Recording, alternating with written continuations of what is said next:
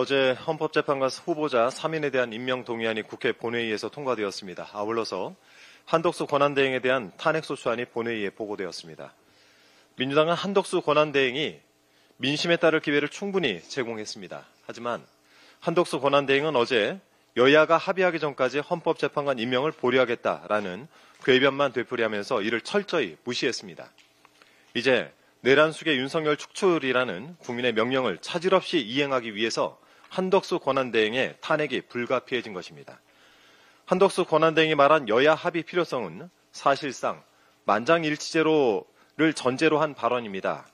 국회의원 전원이 찬성한 안건만 인정하겠다는 뜻인데 이는 민주주의 기본 원리인 헌법 제49조에 정의된 다수결 원칙을 부정하는 위헌적 발상입니다.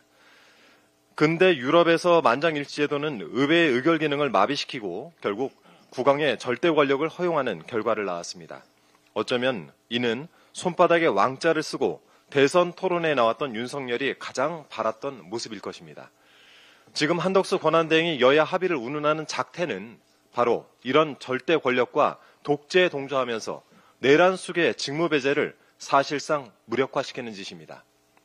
더욱이 한덕수 권한대행의 주장은 국민의 선택이 반영된 국회 정치 지형을 깡그리 무시하는 것입니다.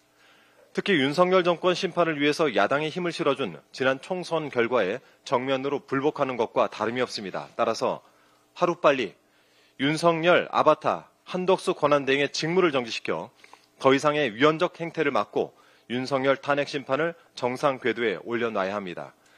애당초 한덕수 총리는 윤석열의 내란에 가담하거나 적어도 이를 묵인, 방조, 방치했던 자로서 권한대행직을 수행해서는 안 될 사람이었습니다. 일반 형사사건에서도 공모관계 이탈을 위해선 범행을 저지하기 위한 적극적인 노력이 필요한데 내란 모의를 적극적으로 말리지 않거나 소극적으로 동조한 이른바 부하수행 처벌 규정까지 있는 내란죄에서 한덕수 총리는 유력한 피의자입니다. 이런 내란 동조 혐의자가 지금 주어진 권한을 본인 입맛에 맞게 취사 선택하면서 탄핵 정국을 농단하고 있습니다.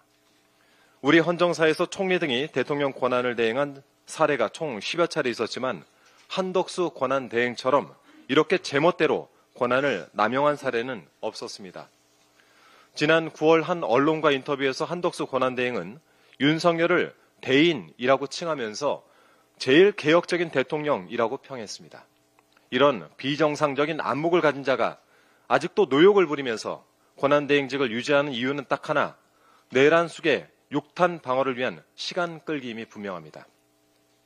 거듭 말씀드리지만 이렇게 허비되는 시간은 한덕수 권한대행의 것이 아닙니다.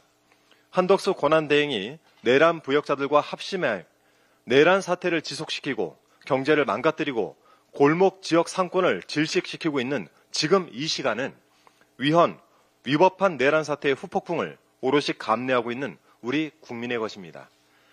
그들 마음대로 국민의 시간을 탕진해서 대한민국의 미래를 망치는 일을 더 이상 두고 볼 수 없습니다. 더불어민주당은 내란 수괴와 그 일당들을 하루빨리 소탕해서 국민께 소중한 일상을 돌려드리겠습니다. 이상입니다.